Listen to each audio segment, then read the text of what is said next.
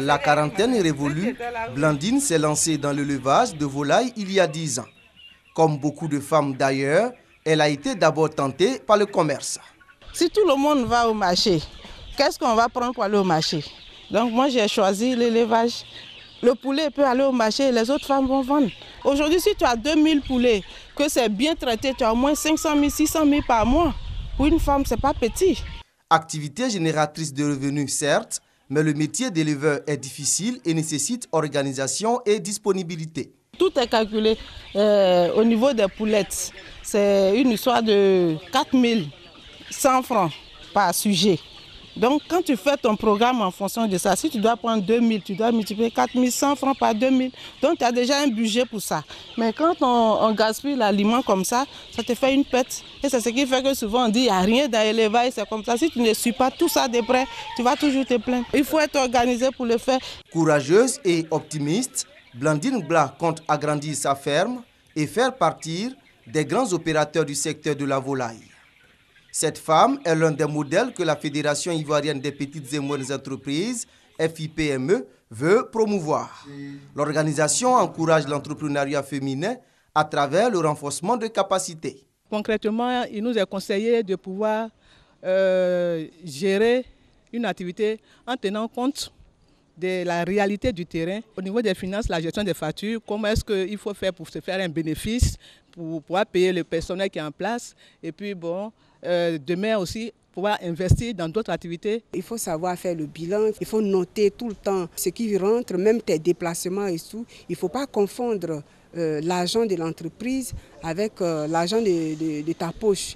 La Fédération ivoirienne des petites et moyennes entreprises tiendra sa deuxième conférence annuelle du 27 au 29 septembre prochain à Abidjan. Une tribune au cours de laquelle les femmes entrepreneurs et celles désireuses de le devenir trouveront des solutions à leurs préoccupations. Les mauvaises conditions climatiques étaient pointées du doigt lors de la dernière pénurie de tomates en Côte d'Ivoire. Une situation qui avait fait passer le prix du kilogramme de 500 francs CFA à plus de 2000 francs CFA. Mais depuis quelques semaines, les choses ont bien changé. La tomate est de retour sur les marchés avec une baisse sensible du prix du kilogramme. De 3000, c'est passé à 1500, à 1300. Maintenant, si c'est 350, vraiment c'est bien. La tomate était tellement chère que je ne mettais plus la tomate dans ma sauce. Mais aujourd'hui, ça va. Les commerçantes saisissent cette occasion pour faire de bonnes affaires. Un jour, je peux vendre 2 cartons, 3 cartons maintenant. Ça va maintenant. Bénéfice 2000, peut-être 2500. Je m'en sors. On peut gagner 6 000, tu vends 10 à 15 000. Si cette situation fait le bonheur de ces vendeuses, ce n'est pas le cas pour toutes les commerçantes de tomates. Tomates là, c'est sorti. Il y en a même. Mais les gens ne payent pas. On peut venir déposer. Jusqu'à ça se gâte, on ne paye pas. Le retour de la tomate sur le marché se fait sentir à tous les niveaux.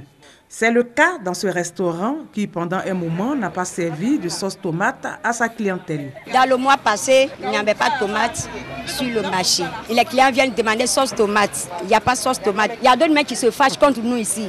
Mais pour le moment, comme il y a un peu, ils sont contents. Autre personne à se réjouir du retour de la tomate dans les assiettes, les consommateurs de la tiéké, la semoule de manioc appelée aussi garba. Il y a quelque temps, on n'en trouvait même pas sur le marché. On mangeait sans la tomate. Maintenant, on en trouve, donc on a repris nos anciennes habitudes de manger la tomate avec le garba. La tomate, c'est légume beaucoup consommé et très riche au niveau nutritionnel.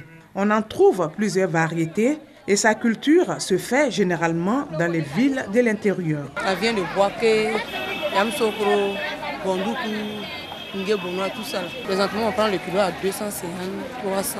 Nous, on revend ici à 350. Avant, c'était cher, où on prenait au moins à 1800. On vendait au moins à 2000, autant de 2000.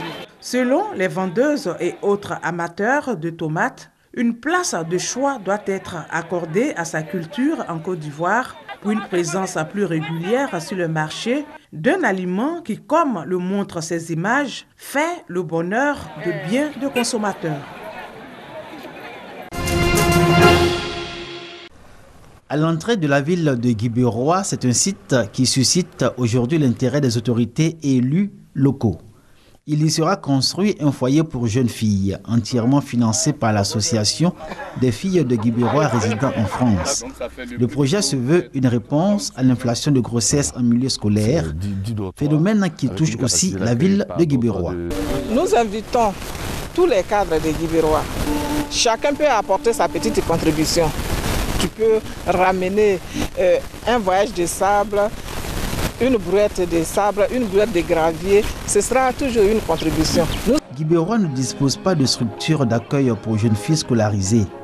Les élèves des collèges et lycées exposés à toutes sortes de risques, notamment les grossesses contractées contre leur gré avec des tuteurs indélicats. Le futur foyer va coûter 30 millions de francs CFA et sera bâti sur un site de 1200 mètres carrés offert par la mairie de Guibérois. En offrant ce toit-là, elles offrent un lieu sécurisé à leurs jeunes filles pour qu'elles puissent continuer leurs études en toute tranquillité, puissent les achever, obtenir les diplômes pour constituer donc le vivier des compétences de demain. Déjà, la population de Guibérois entrevoit dans ce futur foyer de jeunes filles la maison de l'espoir. C'est 2016, 30 années que l'écrivain Cheikh Anta Diop s'est éteint. Ce savant sénégalais dont le combat est l'affirmation de la dignité historique de l'Afrique continue d'exercer une influence considérable sur la pensée des intellectuels africains.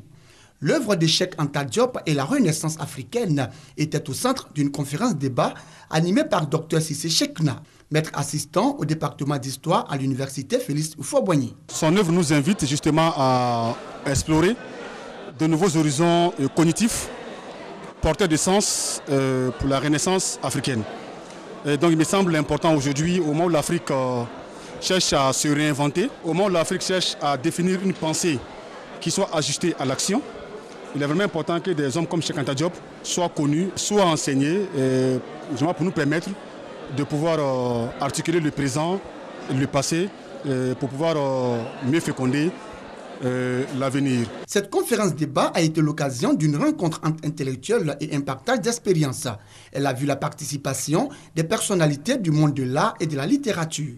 Rappelons que le professeur Cheikh Anta Diop est auteur de plusieurs œuvres littéraires, entre autres articles, l'unité culturelle de l'Afrique noire, nation, nègre et culture. Le Festival international de la culture des arts de Daoukro, FICAD, c'est aussi les à côté. Ici, on procède à l'installation des stands pour la vente de divers articles. Yaouchal est venu d'Abidjan. Il veut profiter du FICAD. On fait les pommes-corn orange, blanc, vert, ce que les femmes ont l'habitude de voir, ce que nous on vend. Chaque année, on vient à Daoukro pour présenter ça à la population, puis faire la promotion de la culture ivoirienne aussi. Bon, si on pouvait faire ce genre de mouvement-là dans tout le pays aussi, c'était bien. Il ne faudrait pas que ça reste seulement quand on est à certaines régions et puis d'autres régions ne profitent pas. Comme lui, Dame Bakayoko Salibata, restauratrice à Boaké, est là pour faire à manger aux festivaliers et déjà, elle se frotte les mains. Quand ce temps arrive, en tout cas on est content, on est heureux parce qu'on gagne l'argent, on arrive à s'occuper de notre besoin. Non loin de là, du vin blanc, appelé communément Bandji, en train d'être extrait. Les adeptes, eux, sont tout heureux de partager cette boisson made in Côte d'Ivoire. Beaucoup heureux, voilà. Pourquoi?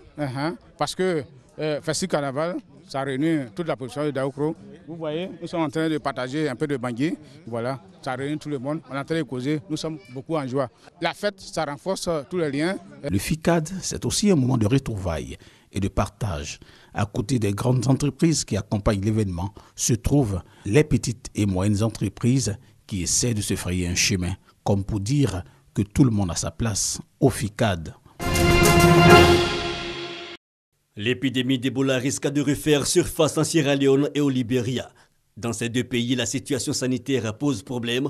37,4% des Sierra Leonais et 24,5% des Libériens n'ont pas accès à l'eau potable. Par ailleurs, les installations sanitaires de base sont quasi inexistantes. À cela s'ajoute l'absence de règles d'hygiène dans les communautés, les familles et les établissements de santé. L'alerte est donnée par WaterAid, une organisation caritative britannique qui estime que l'assainissement dans la majorité des foyers de ces deux pays et l'approvisionnement des populations en eau potable constituent la première ligne de défense contre les épidémies meurtrières. Selon les chiffres du ministère de la Santé, 30% des décès chaque année sont dus à des maladies transmissibles par l'eau contaminée. Le virus Ebola est apparu fin 2013 dans le sud guinéen et a fait plus de 11 300 morts sur quelques 28 600 cas enregistrés.